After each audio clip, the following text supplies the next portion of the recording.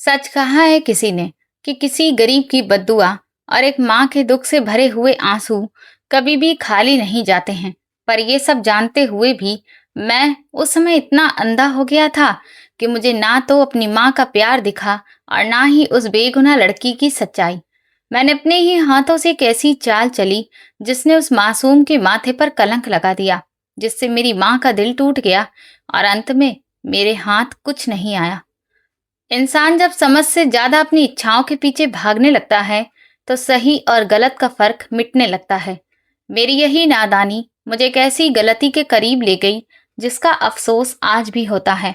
हमारे घर में एक लड़की रहती थी जिसका नाम आरती था। वो कोई नौकरानी नहीं थी, बल्कि हालात की मारी हुई एक बेसहारा लड़की थी।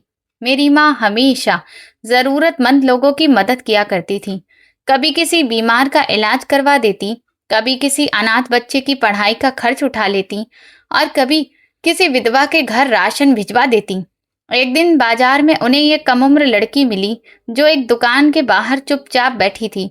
उसके चेहरे पर भूख, थकान और बेबसी साफ दिखाई दे रही थी। पूछने पर पता चला कि उसके माता पिता अब इस दुनिया में नहीं रहे और उसका कोई अपना भी नहीं बचा। माँ उसे अपने साथ घर ले आई और उसे रहने की जगह के साथ साथ सम्मान और सुरक्षा भी दी। वो भी घर के छोटे मोटे कामों में हाथ बटा देती थी, मगर माँ हमेशा यही कहती थी कि ये हमारी नौकरानी नहीं है, यह हमारी जिम्मेदारी है, इसकी हमेशा इज्जत करना। वक्त गुजरता गया, मगर मैं अपनी कम उम्र और नासमझी की वजह से माँ की बात की गहराई नहीं समझ पाया। एक दिन मैं अपने कमरे में था और आरती रोज की तरह सफाई कर रही थी। वो चुपचाप अपना काम कर रही थी। तभी मैंने ऐसा व्यवहार किया जिससे वो घबरा गई और तुरंत कुछ कदम पीछे हट गई। तभी माँ दरवाजे पर आ गई। उन्होंने ये सब देखा तो उनके चेहरे पर गहरी उदासी छा गई। उन्होंने मुझे सख्त आवाज में रोक दिया और साफ शब्दों में समझाया कि किसी की मजबूरी, चुप्पी या सादगी का कभी गलत मतलब नहीं निकालना चाहिए। वो पल मेरी जिंदगी का पहला बड़ा सबक बनने वाला था, लेकिन उस समय भी मुझे अपनी गलती का पूरा एहसास नहीं हुआ था। मेरी माँ ने गुस्से और दुख से कांपते हुए मेरे गाल पर एक थप्पड़ मारा और सख्त आवाज में बोली, क्या यही संस्कार दिए थे मैंने तुम्हें? मैं बिल्कुल चुप खड़ा रह गया, मगर उस वक्त अपनी गलती मानने की हिम्मत मुझ में नहीं थी। मैंने जिद में पलटकर जवाब दिया। मुझे लगा कि वो आरती के साथ कुछ ज्यादा ही नरमी बरतती हैं। मेरी बात पूरी भी नहीं हुई थी कि माँ ने मेरा हाथ कसकर पकड़ लिया और बोली, हर इज्जत और हर अपनापन का मतलब वैसा नहीं होता जैसा तुम सोच रहे हो। वो इस घर की जिम्मेदारी है, तुम्हारी गलत सोच नहीं। उस समय मेरी उम्र भी कम थी, मेरी सोच भी कच्ची थी और मुझे अपने जज्बात पर काबू रखना नहीं आता था। माँ ने फिर धीरे से आरती के सिर पर हाथ फेरा और बहुत प्यार से बोली, बेटी, आज के बाद अगर कभी भी तुम्हें इस घर में किसी के व्यवहार से तकलीफ हो तो चुप मत रहना, सबसे पहले मेरे पास आना। मैं तुम्हारे साथ कभी अन्याय नहीं होने दूंगी। आरती ने नम आंखों से धीरे से सिर हिला दिया, मगर उसके मुंह से एक भी शब्द नहीं निकला। उसकी खामोशी में बरसों का दर्द छिपा हुआ था। वो धीरे से कमरे से बाहर चली गई और मैं वहीं खड़ा रह गया। उस दिन पहली बार मुझे अपनी माँ की नाराजगी का सामना करना पड़ा, लेकिन अफसोस इस बात का था कि मैंने अपनी गलती मानने की बजाय पूरा दोष आरती पर डाल दिया। नासमझ इंसान अक्सर अपनी गलती का बोझ दूसरे पर डालकर खुद को सही साबित करने की कोशिश करता है, और मैं भी उसी गलतफहमी में जी रहा था। वक्त चुपचाप आगे बढ़ता गया। कई मौसम बदल गए, मेरी पढ़ाई पूरी हो गई, मुझे अच्छी नौकरी मिल गई और जिंदगी एक नए पड़ाव पर पहुंच गई। सच तो ये था कि नौकरी करना मेरे लिए मजबूरी नहीं बल्कि मेरा शौक था, क्योंकि हमारे परिवार के पास भगवान का दिया हुआ सब कुछ था। खेती की जमीनें, पुराना पुश्तैनी घर, बड़ा सा आंगन, ऊंचे पेड़ और चारों तरफ फैली खुली हवा हमारे घर की पहचान थी। पिताजी रिटायर हो चुके थे, जबकि घर के हर बड़े फैसले की जिम्मेदारी माँ के हाथ में थी और परिवार का हर सदस्य उनकी बात को आखिरी फैसला मानता था। इसी दौरान ऑफिस में मेरी मुलाकात शालिनी नाम की एक लड़की से हुई।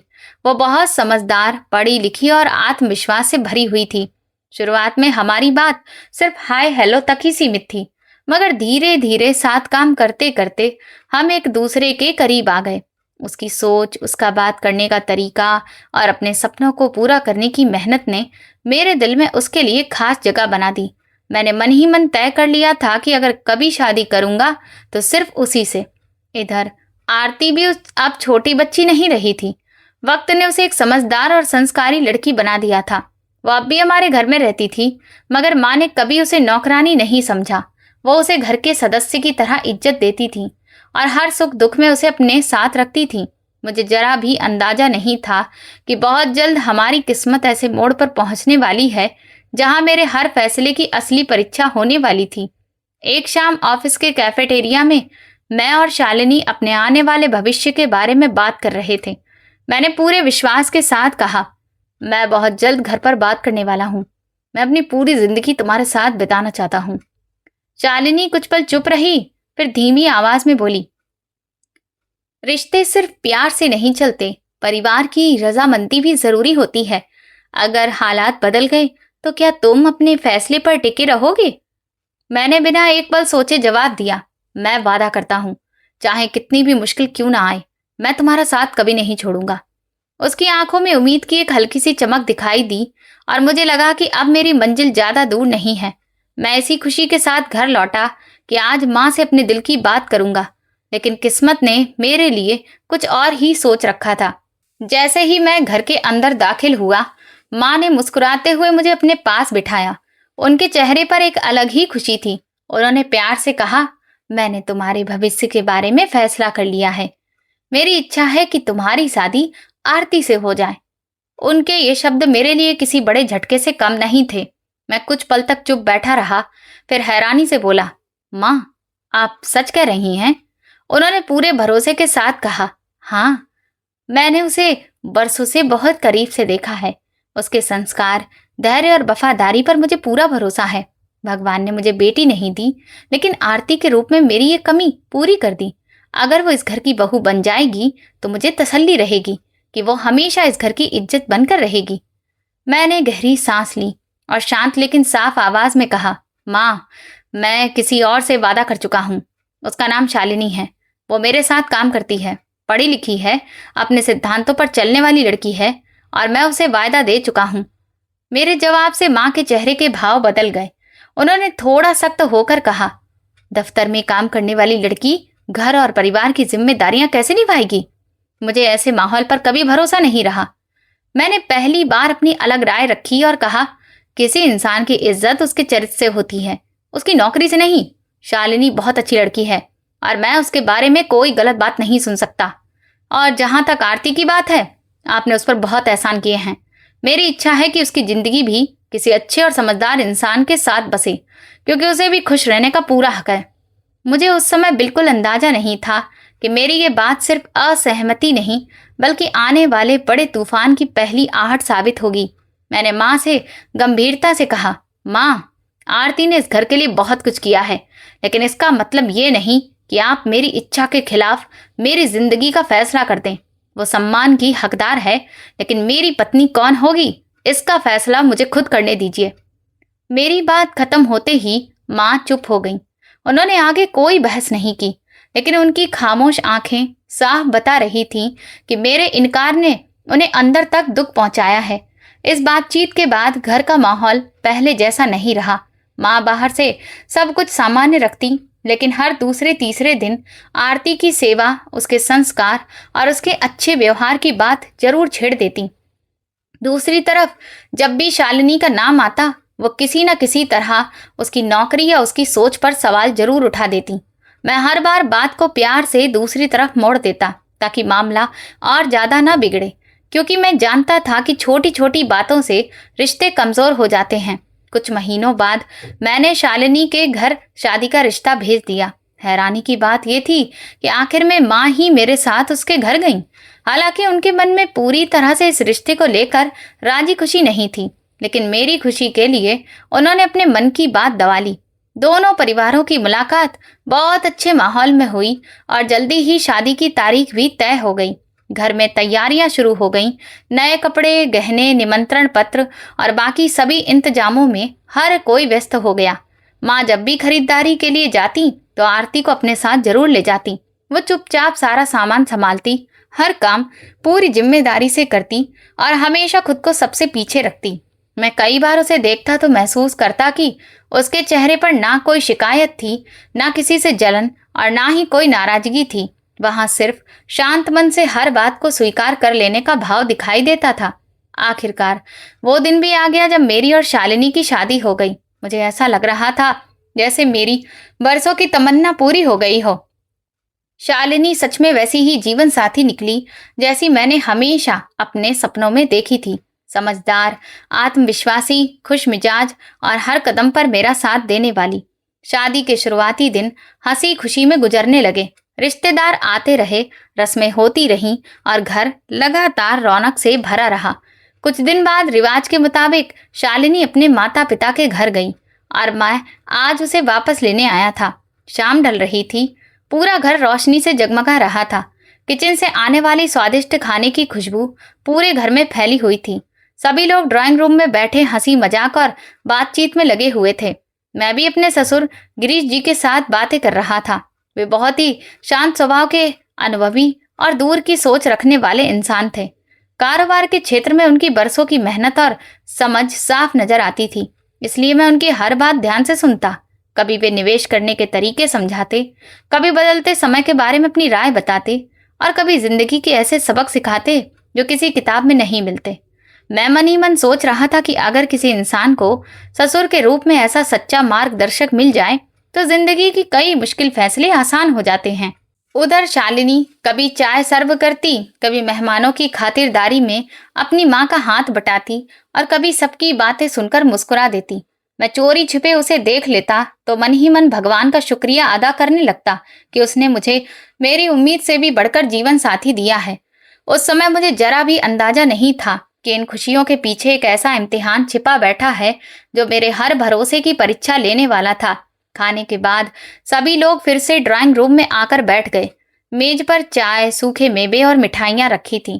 कुछ सामान्य बातचीत के बाद गिरीश जी ने चाय का कप नीचे रखा और मेरी तरफ देखकर मुस्कुराते हुए बोले, अगर तुम्हें बुरा न लगे तो मैं एक पर्सनल बात पूछूं? मैंने इज्जत से कहा, जी जरूर, आप बेझिझक पूछिए।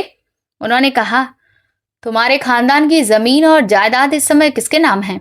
मैंने बिना किसी झिझक के जवाब दिया, पिताजी के गुजर जाने के बाद सब कुछ मेरी माँ के नाम है। वे कुछ पल तक मेरी तरफ देखते रहे, फिर बोले, कभी ऐसा नहीं लगा कि आगे के लिए कुछ अपने नाम भी करवा लो? मैं मुस्कुरा दिया और कहा, सच कहूं तो कभी इसकी जरूरत ही महसूस नहीं हुई। माँ ने हमेशा मुझ पर पूरा भरोसा किया है। मैं जो भी फैसला करता हूँ वो हमेशा मेरे साथ खड़ी रहती हैं। अगर हम दोनों मिलकर कोई नया कारोबार शुरू करेंगे तो पैसा भी मैं ही लगाऊंगा, लेकिन मुझे पूरा विश्वास है कि माँ एक पल के लिए भी मना नहीं करेंगी। वे चुपचाप मेरी बात सुनते रहे तो मैंने आगे कहा, मेरी माँ बहुत समझदार हैं। वे समय से आगे की सोच रखती हैं, हर बात को समझदारी से देखती हैं। मुझे कभी ऐसा नहीं लगा कि जायदाद अपने नाम करवाना जरूरी है, क्योंकि मेरे लिए उनका भरोसा किसी भी कागज से ज्यादा कीमती है। गिरीश जी के चेहरे पर हल्की सी मुस्कान आई, लेकिन उनकी आंखों में एक अलग ही गंभीरता थी, जैसे कि वे मेरे जवाब से ज्यादा मेरे आने वाले समय के बारे में सोच रहे हों। मुझे बिल्कुल अंदाजा नहीं था कि उनके अगले कुछ शब्द मेरी जिंदगी की दिशा हमेशा के लिए बदल देंगे। गिरीश जी ने चाय का आखिरी घूंट पिया, कप मेज पर रखा और गंभीर आवाज में बोले, विवेक, मैं एक बड़े बुजुर्ग होने के नाते तुम्हें एक बात कहना चाहता हूँ। मानना या ना मानना तुम्हारी मर्जी है। तुम्हारे परिवार की जायदाद कोई छोटी चीज नहीं है, ये बहुत बड़ी जिम्मेदारी है। मेरी राय है कि घर परिवार के ऐसे मामलों के समय रहते साफ कर लेना चाहिए, क्योंकि आने वाला कल किसी ने नहीं देखा। आज हालात अच्छे हैं तो जरूरी नहीं कि हमेशा ऐसे ही रहें। मैंने सम्मान के साथ उनकी बात सुनी और मुस्कुराकर कहा, आपकी सलाह बिल्कुल सही है, समय मिला तो इस बारे में जरूर सोचूंगा। लेकिन सच तो यह था कि मेरे मन में माँ के लिए इतना भरोसा था कि किसी तरह का शक कभी आया ही नहीं। मैं जानता था कि वे अपनी संतान के साथ कभी अन्याय नहीं कर सकती, इसीलिए मैंने उस बात को ज्यादा महत्व नहीं दिया और वहीं पर खत्म कर दिया। लेकिन समय के साथ मुझे महसूस होने लगा कि गिरीश जी सिर्फ कारोबार तक ही सीमित नहीं रहे थे। धीरे धीरे वे हमारे घर परिवार के मामलों में भी अपनी राय देने लगे, और इसकी वजह भी मैं खुद था। मैंने उन्हें कुछ ज्यादा ही दखल अंदाजी करने की इजाजत दी थी। इसीलिए वो हर बात पर खुलकर सलाह देने लगे। इसके बाद हमारी मुलाकातें और बढ़ने लगी। कभी हम उनके घर जाते तो कभी वे हमारे यहाँ आ जाते। हर मुलाकात में वे किसी न किसी नए विषय पर बात शुरू कर देते और मैं उनकी उम्र और अनुभव का सम्मान करते हुए चुपचाप सुनता रहता। एक दोपहर वे हमारे घर आए हुए थे। माँ अपने कमरे में आराम कर रही थी। आरती आंगन में सूखे हुए कपड़े समेट रही थी, जबकि शालिनी रसोई में चाय बना रही थी। मैं और गिरीश जी बरामदे में बैठे सामने फैले हरे भरे खेतों को देख रहे थे। ठंडी हवा चल रही थी और माहौल बहुत शांत था। तभी उनकी नजर आरती पर पड़ी। कुछ पल चुप रहने के बाद उन्होंने पूछा, ये लड़की तुम्हारे घर में कब से है? मैंने कहा, कई साल हो गए। माँ ने इसे मुश्किल हालात में सहारा दिया था, तभी से ये हमारे परिवार का हिस्सा है। उन्होंने फिर पूछा, लगता है तुम्हारी माँ इसे बहुत महत्व देती हैं। मैंने सिर हिलाकर कहा, जी हाँ, माँ इस पर बहुत भरोसा करती हैं और इसे अपनी बेटी की तरह मानती हैं। गिरीश जी कुछ देर सोचते रहे, फिर बोले, मैं तुम्हें एक वाक्य सुनाता हूँ। मेरे जानने वाले एक बुजुर्ग थे, बहुत अमीर थे। उनके पास बहुत सारी जमीन जायदाद थी। बुढ़ापे में वे बीमार पड़ गए। उनके अपने बच्चे अपनी जिंदगी में इतने व्यस्त हो गए कि किसी के पास उनकी सेवा करने का समय नहीं था। लेकिन एक आदमी था जो कई सालों से उनके साथ रहता था। उसने दिन रात उनकी सेवा की। आखिरकार उस बुजुर्ग ने भावनाओं में आकर अपनी जायदाद का बड़ा हिस्सा उसी वफादार आदमी के नाम पर कर दिया। बाद में उनके बच्चे सिर्फ पछताते रह गए। मैंने हैरानी से पूछा, क्या सच में ऐसा हुआ था? वे पूरे विश्वास से बोले, हाँ, दुनिया में ऐसे फैसले अक्सर भावनाओं में बहकर हो जाते हैं। मैं चुपचाप उनकी बात सुनता रहा। फिर उन्होंने मेरी आंखों में देखते हुए कहा, इसीलिए मैं चाहता हूं कि तुम हर बात को दूर की सोच के साथ देखो। जब किसी गैर रिश्तेदार पर जरूरत से ज्यादा भरोसा हो जाए तो कई बार फैसले भी भावनाओं में हो जाते हैं। उनकी बात सुनकर पहली बार मेरे मन में एक अनजाना सा सवाल पैदा हुआ। हालांकि मेरा दिल उसी समय उस सोच को गलत ठहराना चाहता था, लेकिन उनके शब्द कहीं ना कहीं मेरे मन में जगह बना चुके थे। वे आगे बोले, मैं किसी पर आरोप नहीं लगा रहा, लेकिन सावधानी हमेशा इंसान के काम आती है। हर व्यक्ति को अपने घर, परिवार और कानूनी मामलों को समय रहते साफ कर लेना चाहिए, ताकि आगे चलकर किसी तरह की गलतफहमी ना हो। मैंने कोई जवाब नहीं दिया। मेरी नजर आरती की तरफ गई तो वो पहले की तरह चुपचाप अपने काम में लगी हुई थी। उसके चेहरे पर वही सादगी और शांति थी जो मैं बरसों से देखता आया था। लेकिन ना जाने क्यों गिरीश जी की बातों ने पहली बार मेरे मन में एक अजीब सी बेचैनी पैदा कर दी थी। तभी शालिनी चाय की ट्रे लेकर बरामदे में आ गई। उसने मुस्कुराते हुए हमारे सामने कप रख दिए, लेकिन उसे क्या पता था कि कुछ पल पहले हुई बातचीत मेरे मन में ऐसे सवाल छोड़ गई थी जिनके जवाब अब समय ही देने वाला था। शालिनी ने बरामदे में कदम रखते ही महसूस कर लिया था कि हमारी बातचीत किसी सामान्य विषय पर नहीं हो रही थी। उसने चुपचाप चाय की ट्रे मेज पर रख दी। फिर अपने पिताजी की तरफ देखकर शालिनी धीमे अंदाज में बोली, पापा, मैंने कई बार विवेक से कहा है कि आरती के मामले में थोड़ा सावधान रहे, मगर ये तो मेरी बात को कभी गंभीरता से नहीं लेते। मैंने चौंक कर शालिनी की तरफ देखा। शादी के बाद पहली बार वो आरती के बारे में इस तरह बात कर रही थी। उसके अंदाज में नफरत नहीं बल्कि चिंता ज्यादा थी। लेकिन उसके इन कुछ शब्दों ने मेरे मन में पहले से मौजूद गलतफहमियों को और गहरा कर दिया। गिरीश जी ने मेरी तरफ देखते हुए कहा, देखा बेटा, सिर्फ मैं ही ऐसा नहीं सोचता। कई बार बाहर वाला इंसान वो बात समझ लेता है जो घर वाले महसूस नहीं कर पाते। उस दिन के बाद मेरे मन का सुकून धीरे धीरे खत्म होने लगा। मैं हर छोटी सी बात को भी शक की नजर से देखने लगा। बरसों पहले की अपनी ना समझी माँ की डांट और आरती के बारे में मन में दबी हुई बातें फिर से जाग उठी, जबकि गलती हमेशा मेरी ही थी। लेकिन जब इंसान खुद को सही मानने लगे तो दूसरे की अच्छाई भी उसे चुभने लगती है। अब मुझे वो हर पल याद आने लगा जब माँ आरती पर भरोसा करती थी। वो समय पर उनकी दवाइयाँ देती, उनके खाने पीने का ध्यान रखती, उनके कपड़े संभालती और उनकी जरूरत बिना कहे समझ जाती। माँ अक्सर उसकी राय भी मान लेती थी और यही बात मेरे मन में बेवजह जलन पैदा करने लगी। मैंने सच्चाई नहीं बल्कि अपने शक को सच मान लिया। एक रात मैं और शालिनी अपने कमरे में बैठे बातें कर रहे थे। तभी मैंने कहा, जब तक कोई बड़ी बात सामने नहीं आएगी, माँ कभी आरती को अपने से अलग नहीं करेंगी। शालिनी कुछ देर सोचकर बोली, मैं नहीं चाहती कि किसी बेगुनाह के साथ अन्याय हो, लेकिन अगर माँ को कभी ये एहसास ही नहीं हुआ कि वो जरूरत से ज्यादा भरोसा कर रही हैं, तो शायद ये हालात कभी नहीं बदलेंगे। मेरी सोच पहले ही गलत दिशा में जा चुकी थी। मैंने एक ऐसी प्लानिंग बनाई जिसका अंजाम उस समय मुझे मामूली लगा, लेकिन बाद में वही फैसला मेरी जिंदगी का सबसे बड़ा पछतावा बन गया। कुछ दिन बाद मैं बाजार से शालिनी के लिए एक जोड़ी सुंदर सोने के कड़े खरीद कर लाया। शाम को मैंने जानबूझकर सबके सामने उसका डिब्बा खोला। माँ खुश होकर मुस्कुरा रही थी। शालिनी तोहफा देखकर खुश थी, जबकि आरती हमेशा की तरह चुपचाप कमरे की सफाई कर रही थी। उसने एक पल के लिए कड़े की तरफ देखा और फिर बिना कुछ कहे अपने काम में लग गई।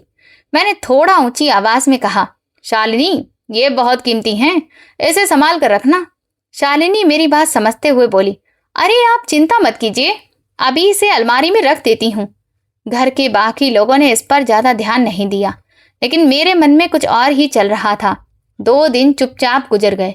फिर एक सुबह नाश्ते की मेज पर शालिनी घबराई हुई आवाज में बोली, विवेक, विवेक, मेरे सोने के कड़े अपनी जगह पर नहीं हैं।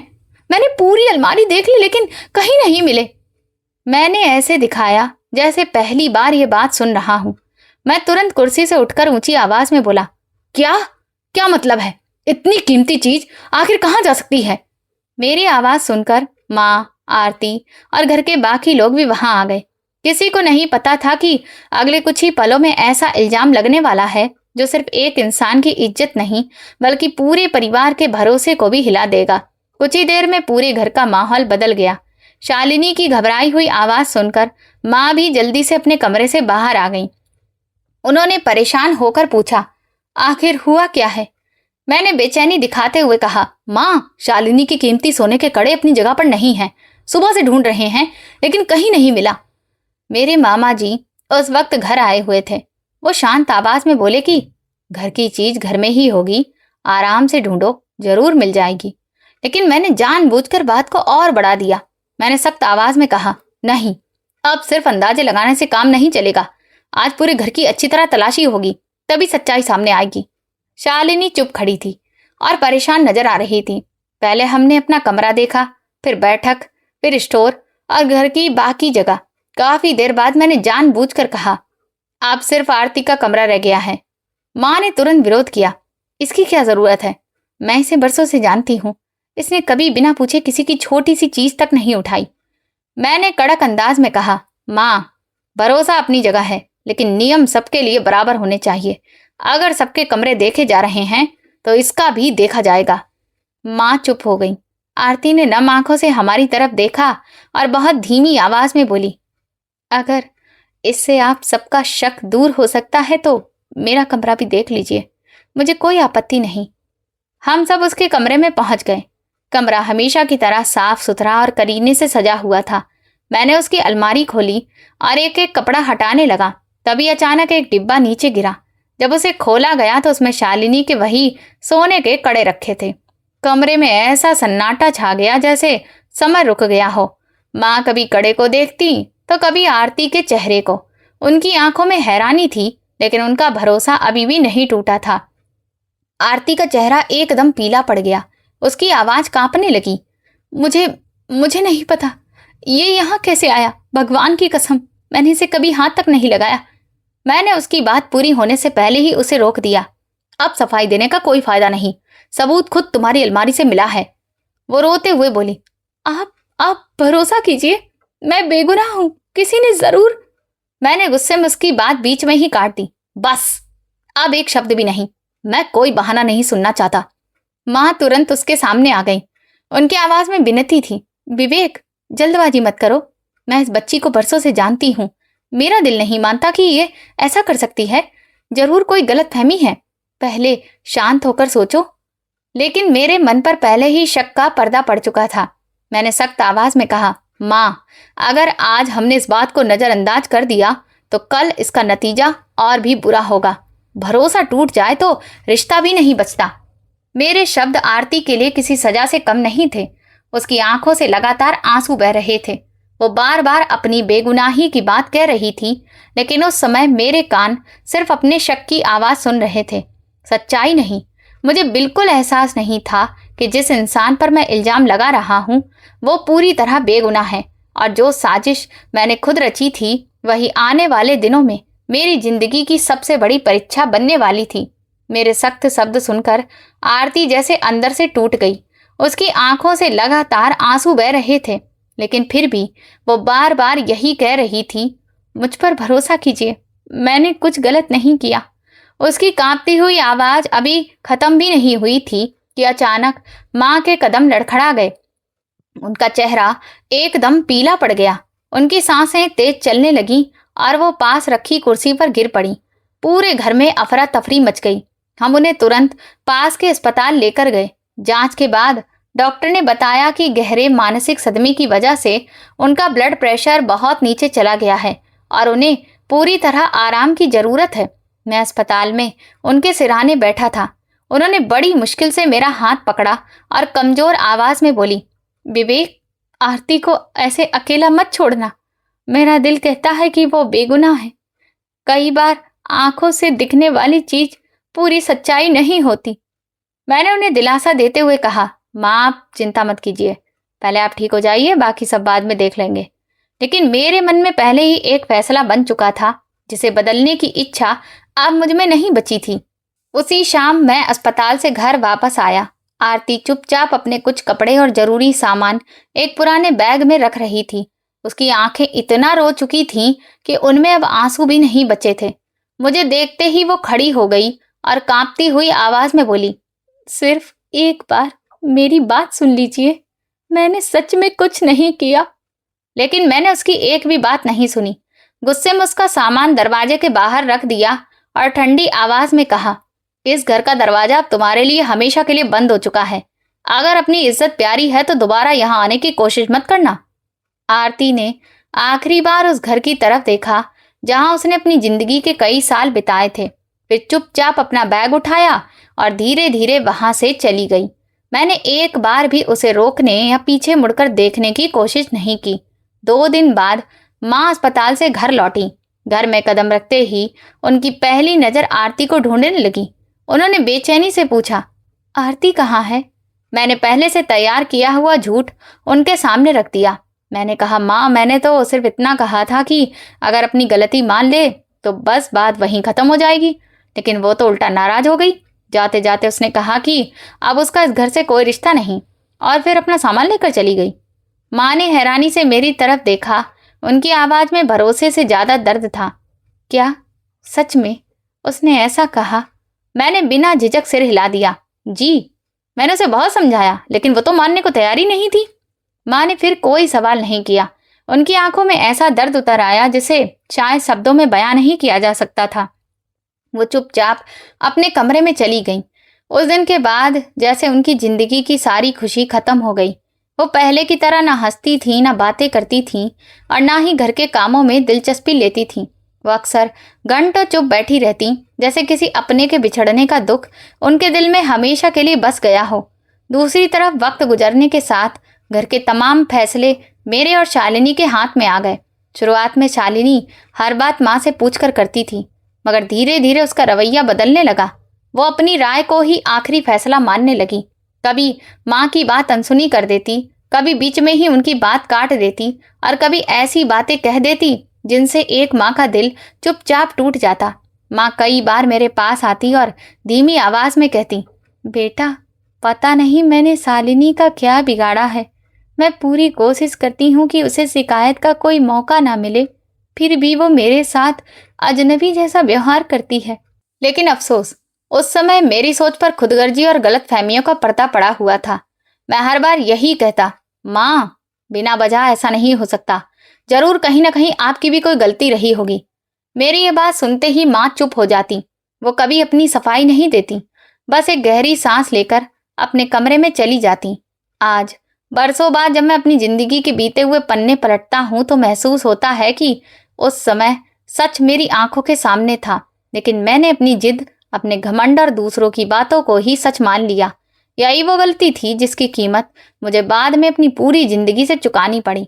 आज जब मैं अतीत को याद करता हूँ तो हर मंजर मेरी आंखों के सामने जिंदा हो जाता है। बार बार यही एहसास दिल को चुभता है कि माँ हर बार सही थी, मगर मैंने दूसरों की बातों पर भरोसा करके उनके विश्वास को ही ठुकरा दिया।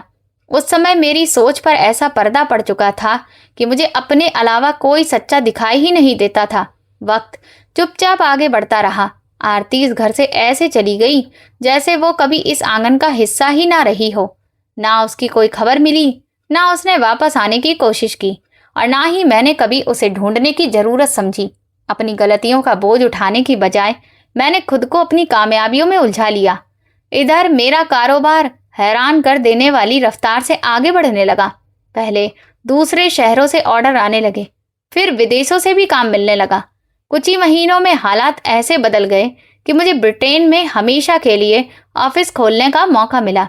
कई हफ्ते योजना बनाने, कानूनी काम पूरे करने और सफर के कागजात तैयार करने में निकल गए, और आखिरकार हमने ब्रिटेन जाकर बसने का फैसला कर लिया। मैंने शालिनी से कहा, शुरुआत में वहां बहुत मुश्किलें होंगी। नया कारोबार, नई जगह, नई जिम्मेदारियां। मेरा मन कहता है कि तुम कुछ समय यहीं रहो, मैं सब संभाल कर तुम्हें बुला लूंगा। शालिनी ने तुरंत सिर हिलाकर कहा, ये कभी नहीं हो सकता। मैं तुम्हारी पत्नी हूं, तुमसे दूर नहीं रह सकती। जहां तुम रहोगे मैं भी वहीं रहूंगी। मैं मुस्कुरा दिया और कहा, ठीक है, फिर साथ ही चलते हैं। हम दोनों को ये पता नहीं था कि दरवाजे के पास से गुजर रही माँ हमारी सारी बातें सुन चुकी थी। जब उन्हें पता चला कि हम हमेशा के लिए विदेश जाने की तैयारी कर रहे हैं तो उनके चेहरे की चमक एक पल में फीकी पड़ गई। वो चुप हो गई, लेकिन उस खामोशी के पीछे ना जाने कितनी चिंताएं छिपी थीं। थोड़ी देर बाद उनकी तबीयत बिगड़ गई, सांस फूलने लगी और हाथ कांपने लगे। हम उन्हें डॉक्टर के पास ले गए। जांच के बाद डॉक्टर ने कहा, इनकी उम्र और सेहत दोनों नाजुक हैं। इन्हें किसी भी तरह का मानसिक तनाव मत दीजिए, वरना हालत और बिगड़ सकती है।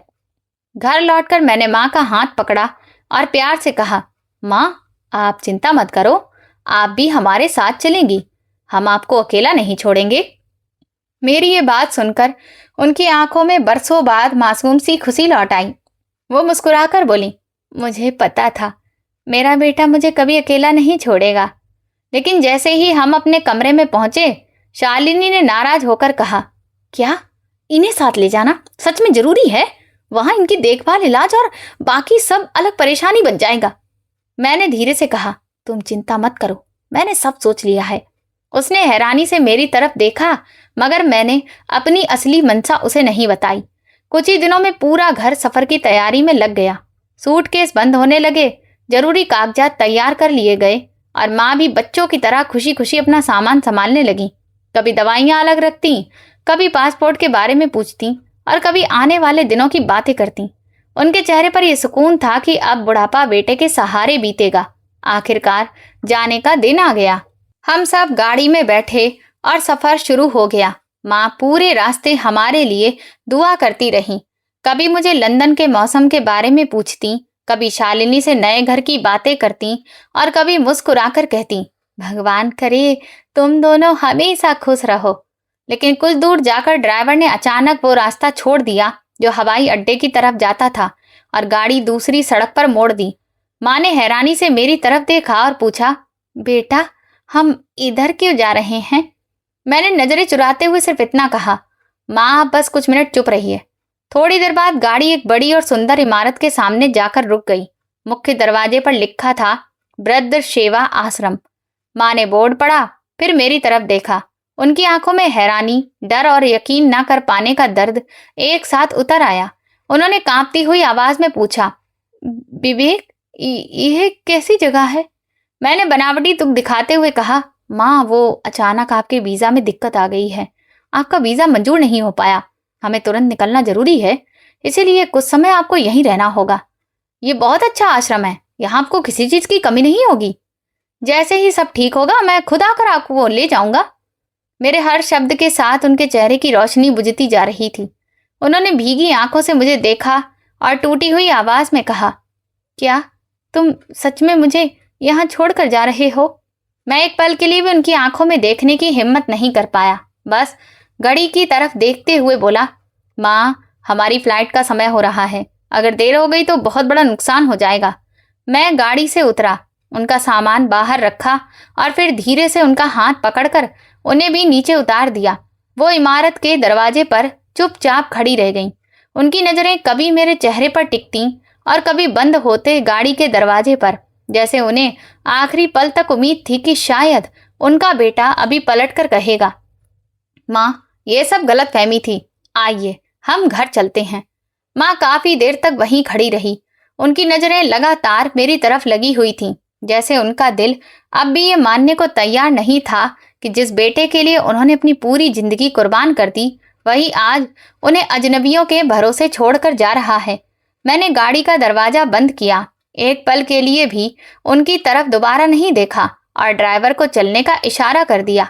गाड़ी धीरे धीरे आगे बढ़ गई और वो सफेद इमारत और उसके सामने खड़ी एक बेबस माँ मेरी नजरों से ओझल हो गई। रास्ते में शालिनी ने मेरी तरफ देखकर हल्की सी मुस्कान के साथ पूछा, क्या सच में हम कुछ महीनों बाद वापस आकर इन्हें ले जाएंगे? मैं बेपरवाही से हंस पड़ा और कहा, अरे वापस आने का हमारा कोई इरादा नहीं है। अब हमें नई जिंदगी शुरू करनी है, पुराने बोझ उठाने नहीं। ये शब्द मेरी अपनी जुबान से निकल रहे थे, उसी जुबान से जिसे बोलना मुझे मेरी माँ ने सिखाया था। वो औरत जिसने 13 साल की उम्र में पिताजी का साया उठ जाने के बाद माँ बनकर भी दिखाया और पिताजी बनकर भी अपनी हर इच्छा छोड़कर मेरी जिंदगी संवार दी। मगर उस समय मैं अपनी कामयाबी के नशे में इतना अंधा हो चुका था कि उनकी उन सारी कुर्बानियों की मेरे दिल में कोई कीमत नहीं बची थी। मेरी सारी सोच अब सिर्फ बड़े देश, बड़ी कंपनी, ज्यादा दौलत और आराम की जिंदगी तक सीमित रह गई थी। मुझे जरा भी अंदाजा नहीं था कि जिस इंसान की दुआओं के सहारे मैं यहाँ तक पहुंचा था, उसी का दिल तोड़कर मैं अपनी किस्मत के दरवाजे खुद हमेशा के लिए बंद कर रहा था। हम ब्रिटेन पहुंच गए। शुरुआत के कुछ महीने ऐसे गुजरे जैसे हर रास्ता हमारी कामयाबी के लिए ही खुल रहा हो। कारोबार बहुत तेजी से आगे बढ़ने लगा, नए नए कॉन्ट्रैक्ट मिलने लगे, अलग अलग देशों से ग्राहक आने लगे और मुनाफा हर दिन बढ़ता चला गया। मैं खुशी से शालिनी से कहता, देखा, मैंने कहा था ना, हमारा फैसला बिल्कुल सही था। वो मुस्कुराकर कहती, ये तो अभी शुरुआत है, असली कामयाबी तो अभी बाकी है। जल्दी ही हमने शहर के एक पॉश इलाके में एक शानदार अपार्टमेंट खरीद लिया। ऊंची मंजिल से रात के समय चमचमाती सड़कें देखकर हमें लगता था जैसे पूरी दुनिया हमारी मुट्ठी में आ गई हो। महंगे रेस्टोरेंट, ब्रांडेड कपड़े, कीमती घड़ियां, नई गाड़ियां, घूमना फिरना, जो चीज पसंद आती बिना सोचे खरीद लेते। हमें पूरा यकीन हो गया था कि पैसों की ये बरसात कभी खत्म नहीं होगी। कभी कभी मैं कहता, थोड़ा संभल कर भी चलना चाहिए, कुछ पैसे भविष्य के लिए भी बचा लेते हैं। वो हंसकर कहती, अरे इतनी चिंता क्यों करते हो? जब कमाई लगातार बढ़ रही है तो जिंदगी का मजा भी तो लो, बचत तो बाद में भी हो जाएगी। मैं भी उसकी बात मान लेता। हम दोनों ने आज की चमक में आने वाले कल के अंधेरे को देखना ही छोड़ दिया। फिर एक दिन हालात चुपचाप बदलने लगे। पहले एक बड़ा कॉन्ट्रैक्ट अचानक रद्द हो गया। मैंने खुद को समझाया कि कारोबार में ऐसा होता रहता है, लेकिन उसके बाद दूसरा ग्राहक भी हाथ से निकल गया। फिर कई महीनों तक कोई बड़ा काम नहीं मिला। खर्च वैसे ही चलते रहे, लेकिन आमदनी लगातार कम होती गई। हर रात मैं हिसाब की फाइलें लेकर बैठता, आंकड़े बदलता, नई योजनाएं बनाता, लेकिन हर नया हिसाब पहले से ज्यादा नुकसान दिखाता। एक शाम मैं चुपचाप बैठा था, तभी शालिनी मेरे पास आकर बोली, क्या हुआ? मैंने थकी हुई आवाज में कहा, इस महीने पहली बार हमें नुकसान हुआ है। उसने तुरंत कहा, अरे कुछ दिनों की बात है, सब पहले जैसा हो जाएगा। लेकिन ऐसा नहीं हुआ। समय बीतता गया और मुश्किलें बढ़ती चली गईं। आखिर हमें वो शानदार अपार्टमेंट भी छोड़ना पड़ा जिस पर कभी हमें बहुत गर्व था। सामान पैक करते समय मेरी नज़र बार बार उन दीवारों पर जा रही थी जहां कभी हमारी कामयाबी की तस्वीरें लगी रहती थीं। आज वही दीवारें हमारी हार की गवाह बन गई थीं। नया घर बहुत छोटा था, इतना छोटा कि रसोई में एक समय पर सिर्फ एक ही इंसान खड़ा हो सकता था। शालिनी ने घर के अंदर कदम रखा, चारों तरफ देखा और नाराज होकर बोली, यही वो जिंदगी है जिसके सपने तुमने मुझे दिखाए थे? मैंने लंबी सांस लेते हुए कहा, कारोबार में उतार चढ़ाव आते रहते हैं। वो तुरंत बोली, लेकिन तुम तो कहते थे कि सब कुछ हमेशा बेहतर होता जाएगा। मैंने धीरे से कहा, अगर हमने अच्छे दिनों में कुछ पैसे बचा लिए होते तो आज ये दिन देखना नहीं पड़ता। मेरी बात सुनते ही उसके चेहरे का रंग बदल गया। उसने गुस्से में कहा, मतलब अब सारी गलती मेरी है? क्या सिर्फ मैं ही खर्च करती थी? हर खरीदारी में तुम भी मेरे साथ होते थे। मैं चुप हो गया, लेकिन वो रुकी नहीं। अगर मुझे यही जिंदगी देनी थी तो मुझसे शादी ही क्यों की? उस दिन के बाद हमारे बीच दूरियां बढ़ने लगीं। छोटी छोटी बातें भी बड़े झगड़ों में बदल जाती। वो घर जहां कभी हंसी गूंजती थी, अब वहां सिर्फ सन्नाटा और तकरार रह गई थी। आखिर हालात इतने खराब हो गए कि मेरे पास कारोबार बंद करने के अलावा कोई रास्ता नहीं बचा। मैंने शालिनी से कहा, अगर अब भी देर की तो कानूनी परेशानियां खड़ी हो जाएंगी। यहाँ समय पर पैसे ना दिए जाएं तो बहुत बड़ी मुश्किल हो जाती है।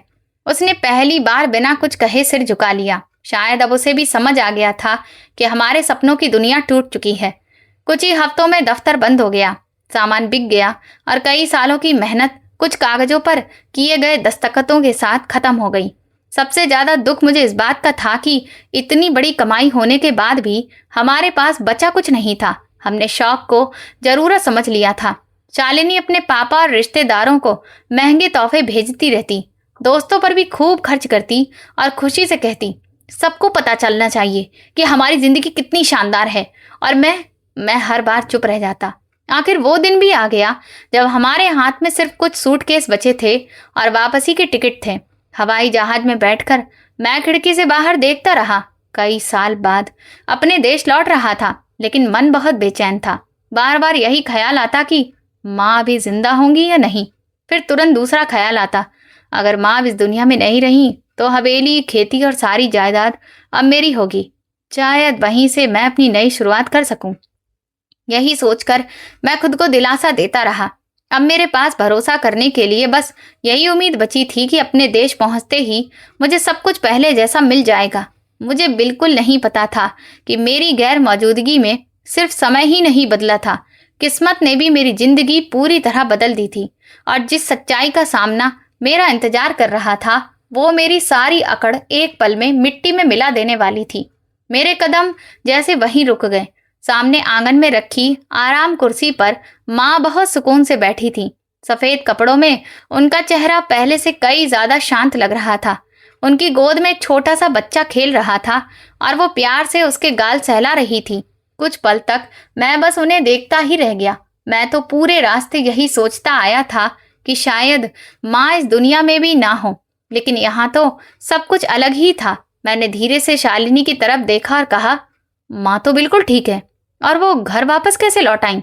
और ये बच्चा किसका है? शालिनी ने बेपरवाही से कंधे उचकाते हुए कहा, पता नहीं, हो सकता है वहीं ओल्ड एज होम में किसी की मदद से यहाँ पर आ गई हूँ और फिर शायद किसी जरूरतमंद परिवार की मदद कर दी होगी। तुम जाकर पूछो। मैं धीरे धीरे उनके पास गया और बोला, नमस्ते माँ। उन्होंने मेरी तरफ देखा और शांत आवाज में बोली, आ गए? मैंने हल्की सी मुस्कान के साथ कहा, जी माँ, आखिर वापस आ ही गया। उन्होंने कहा, अच्छा किया आ गए हो, तो मेहमान बनकर खाना खा लेना। उनके ये शब्द सुनकर मैं हैरान रह गया। मैंने कहा, मेहमान? माँ, हम तो हमेशा के लिए वापस आए हैं।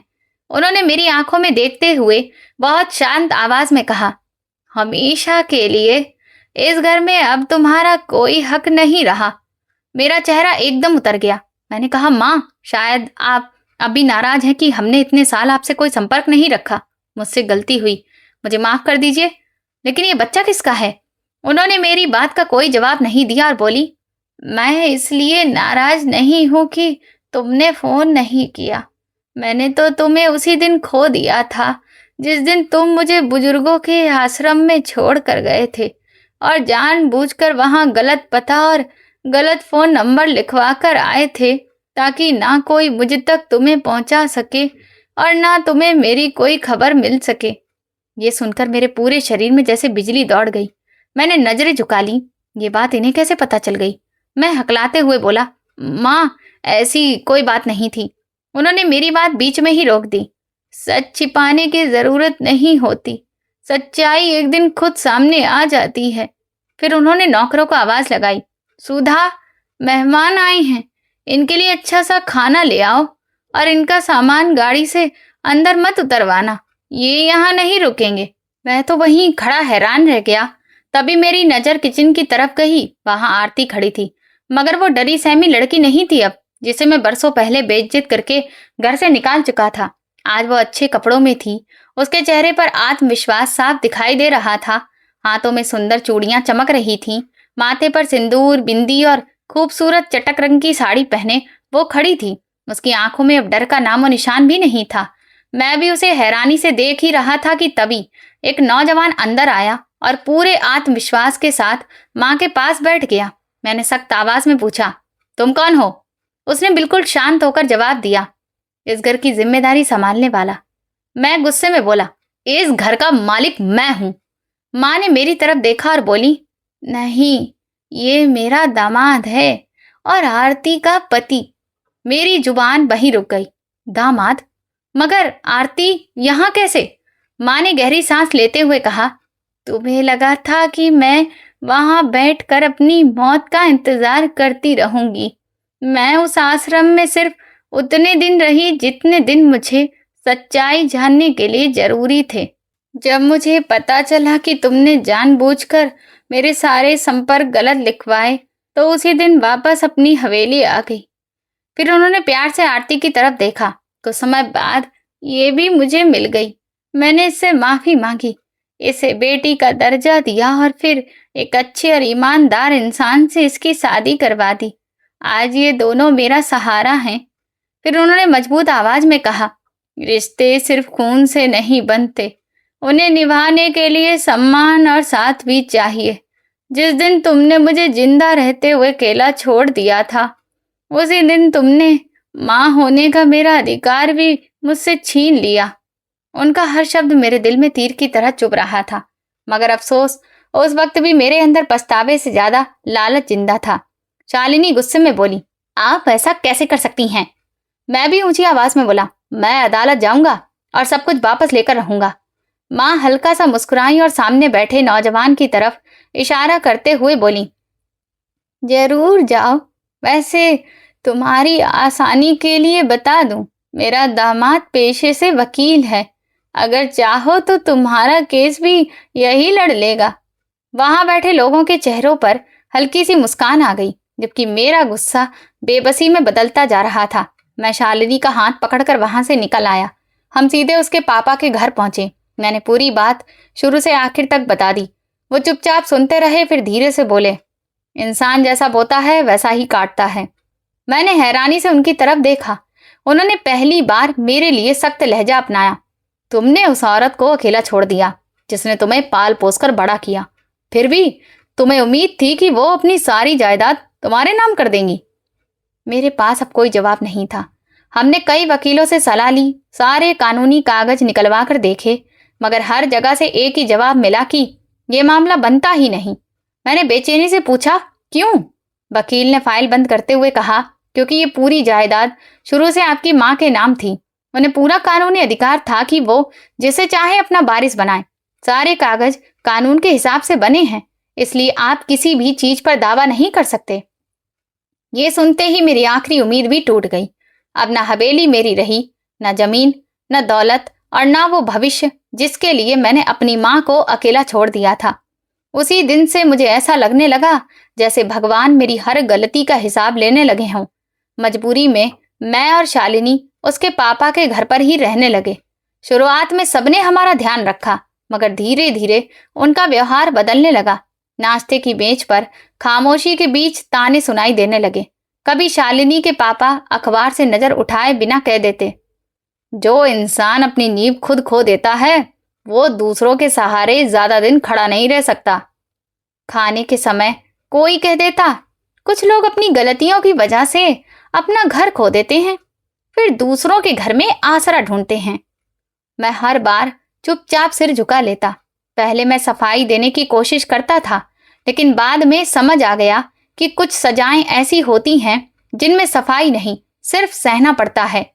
शालिनी भी अब पहले जैसी नहीं रही थी। सुबह आंख खुलते ही किसी न किसी बात पर झगड़ा शुरू हो जाता। वो गुस्से में कहती, तुमने मुझे सपने दिखाए थे कि हम दौलत और इज्जत की नई दुनिया बसाएंगे, लेकिन आज हम दूसरों की मेहरबानी पर जी रहे हैं।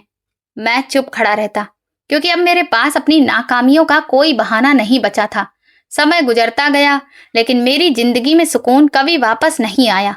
मैंने कई बार नई नौकरी करने और नया काम शुरू करने की कोशिश की, लेकिन हर बार किस्मत ने मेरा साथ छोड़ दिया। दूसरी तरफ शालिनी भी मुझसे लगातार दूर होती जा रही थी। छोटी छोटी बातों पर झगड़े, ताने और एक दूसरे पर इल्जाम लगाना हमारी रोज की जिंदगी बन गया था। आखिर एक दिन उसने साफ शब्दों में कह दिया, मैंने किसी नाकाम इंसान के साथ पूरी जिंदगी बिताने का सपना नहीं देखा था। कुछ ही हफ्तों के बाद वो अपने पापा के घर से भी चली गई और फिर उसने अदालत के जरिए मुझसे अलग होने का फैसला कर लिया। इस दिन पहली बार मैं पूरी तरह अकेला रह गया था।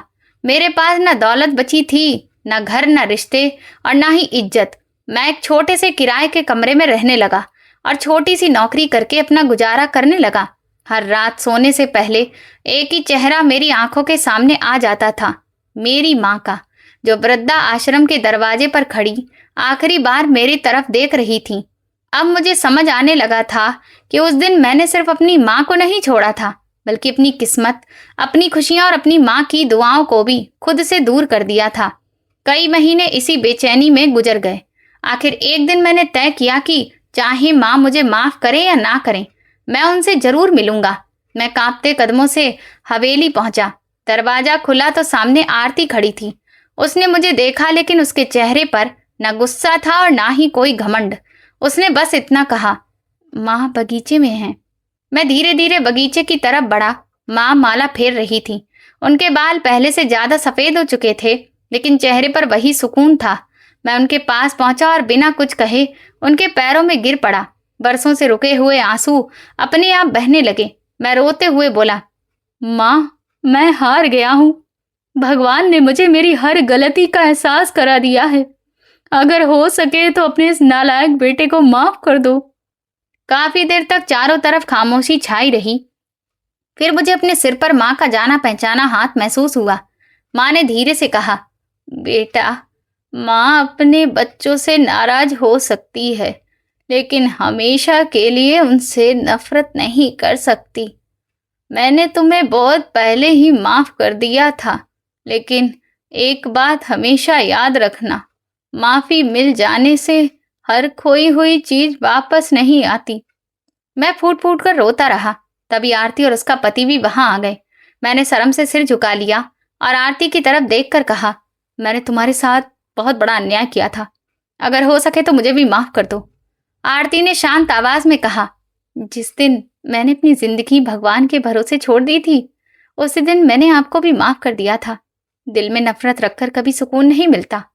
उसके ये शब्द सुनकर मेरे दिल का बोझ और बढ़ गया, लेकिन उसी के साथ मुझे अपनी गलतियों को सुधारने का रास्ता भी दिखाई देने लगा। मैंने दोबारा कभी जायदाद की बात नहीं की। छोटी सी नौकरी करता रहा, अपनी माँ की सेवा करता रहा और बाकी जिंदगी इसी कोशिश में लगा रहा कि शायद मेरे अच्छे काम मेरे बीते हुए गुनाहों की कुछ भरपाई कर सकें। आज जब मैं अपनी कहानी सुनाता हूँ तो बस एक बात जरूर कहना चाहता हूँ, दौलत फिर से कमाई जा सकती है, घर फिर से बनाया जा सकता है, कारोबार फिर से खड़ा किया जा सकता है, लेकिन माँ के दिल पर लगे जख्म और उनकी दुआओं का साया अगर एक बार जिंदगी से चला जाए तो दुनिया की कोई भी कामयाबी उसकी कमी पूरी नहीं कर सकती। यही मेरी जिंदगी का सबसे बड़ा सबक है। तो दोस्तों, आप किस शहर से हमारी कहानी सुन रहे हैं और आपको ये कहानी पसंद आई हो तो कमेंट करके जरूर बताएं। इस वीडियो को लाइक करें, ज्यादा से ज्यादा शेयर करें और हाइप दें। साथ ही चैनल को सब्सक्राइब करना ना भूलें। और अगर आपको मेरी मेहनत पसंद आई हो तो मुझे सुपर थैंक्स देकर अपना प्यार और सपोर्ट जरूर दिखाएं, ताकि मैं आपके लिए ऐसी ही शानदार कहानियां लाती रहूं। ये कहानी पूरी तरह से काल्पनिक एवं लेखक की मौलिक रचना है। इसका उद्देश्य केवल मनोरंजन और नैतिक संदेश देना है। कहानी के पात्र, घटनाएं और संवाद किसी वास्तविक व्यक्ति, स्थान या घटना से संबंधित नहीं है। यदि कोई समानता प्रतीत होती है तो वो मात्र संयोग है। धन्यवाद।